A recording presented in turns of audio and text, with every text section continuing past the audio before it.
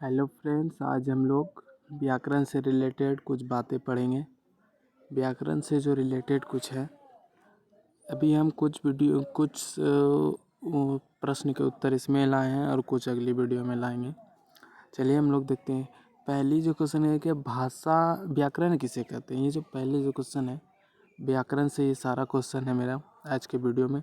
देखिए, व्याकरण किसे कहते हैं। उत्तर भी हमने साफ साफ लिखा है कि व्याकरण वो शास्त्र है जिसके द्वारा मनुष्य, हम जो बोलेंगे आपको ध्यान से सुनना है, आपको एक बार में ही याद हो जाएगा। व्याकरण वो शास्त्र है जिसके द्वारा मनुष्य शुद्ध शुद्ध बोलना, लिखना और पढ़ना जानता है, उसे व्याकरण कहते हैं। फिर से हम एक बार पढ़ते हैं। व्याकरण वो शास्त्र है जिसके जो द्वारा मनुष्य शुद्ध शुद्ध बोलना और लिखना सीखता है, उसे व्याकरण कहते हैं, सिंपल सी भाषा में। चलिए हम लोग बढ़ते हैं अगले पेज पे। दूसरा पे देखते हैं क्या कहते हैं। संज्ञा किसे कहते हैं। दूसरा जो हमारा प्रश्न है वो संज्ञा किसे कहते हैं। चलिए हम जान लेते हैं। जो शब्द किसी व्यक्ति, वस्तु, स्थान या भाव के नाम का बोध कराते हैं उसे संज्ञा कहते हैं। इंग्लिश में संज्ञा को नाउन कहते हैं। जो शब्द किसी व्यक्ति, वस्तु, जगह का, भाव का, नाम का बोध कराता है उसी को हम लोग क्या कहते हैं, संज्ञा कहते हैं, नाउन कहते हैं। चलिए हम लोग बढ़ते हैं तीसरे पेज पर। तीसरा पेज पे क्या है, भाषा किसे कहते हैं। बहुत अच्छा, भाषा किसे कहते हैं। उत्तर में है जिसके द्वारा मनुष्य अपने मन के भावों को बोलकर विचारों को दूसरों तक पहुंचाते हैं, उसे भाषा कहते हैं। चलिए, कहता है जिसके द्वारा हम लोग अपनी भाषा में, जिसके जो हमारे मन में है वो हम एक दूसरे को, भावों को एक दूसरे पर प्रकट करते हैं, बोलते हैं, उसी को हम लोग भाषा कहते हैं। जो हमारे मन में कुछ है हम आपको बताए, वही भाषा हुआ, वही भाषा है जो हम आपको बोले, अपने मन को, विचारों को आपके सामने रखे, उसी को भाषा कहते हैं। चलिए चौथे पेज पर चलते हैं, देखते क्या है। भाषा पूछ रहा है, भाषा के रूप। भाषा के रूप दो होते हैं, एक होता है मौखिक और दूसरा होता है लिखित।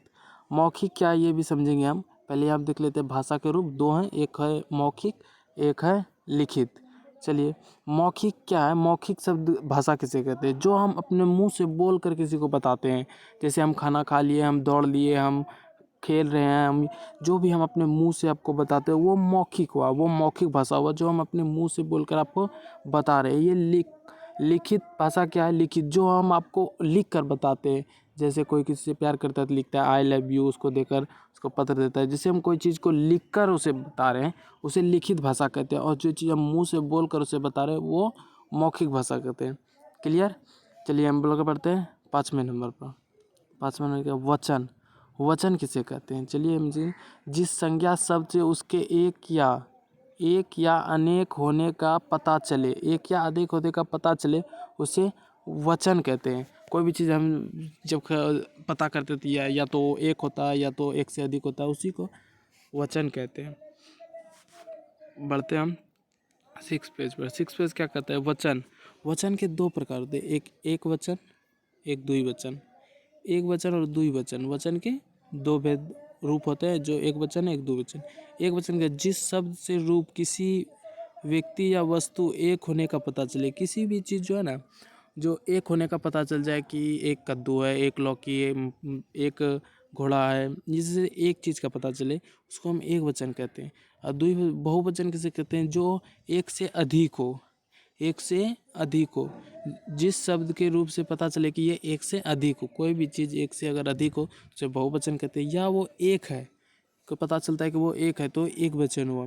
जैसे में दुकान, गाड़ी, किताब, लड़का, ये एक वचन हुआ, इससे पता चलता है कि ये एक है। लेकिन जब बहुवचन में आते हैं तो ये पता चलता है दुकानें, बहुत सारे दुकानें, किताबें का, इससे पता चलता है, इस शब्द से पता चलता है कि दुकानें मतलब बहुत सारा दुकान होगा। अगर दुकान होता तो डायरेक्ट दुकान लिखा, दुकानें लिखा हुआ है, पुस्तकें, किताबें, तो ये सब से पता चलता है बहुत सारा है। ठीक है, एक वचन और बहुवचन में क्लियर हो गया। चलिए हम लोग बढ़ते हैं 7वें पेज पे।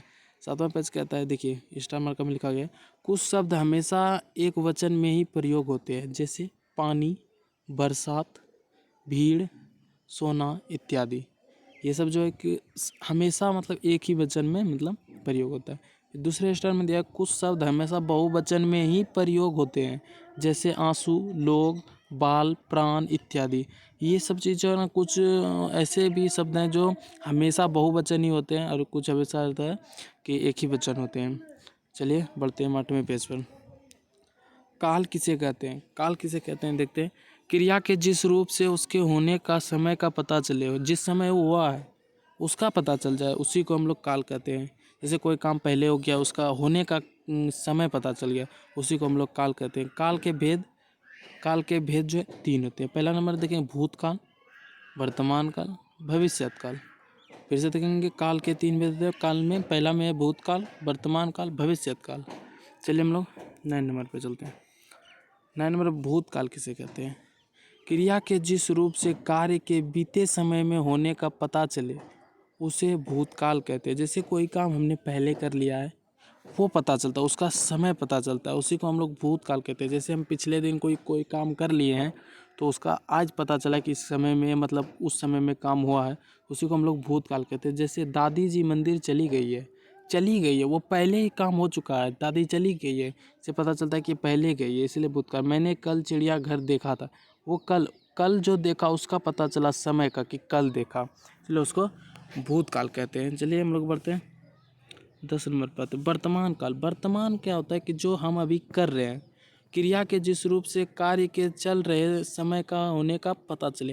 जैसे हम आज खेल रहे हैं, अभी खेल रहे हैं, आज अभी खा रहे हैं, अभी दौड़ रहे हैं, अभी जो समय आप वर्तमान में चल रहा है, तो उसी समय में आप जो कर रहे हैं उसी को वर्तमान काल कहते हैं। जो काम आप कर रहे हैं जिससे पता चलता है कि आप अभी काम कर रहे हैं, उसी को वर्तमान काल कहते हैं, जो आप अभी कर रहे हैं।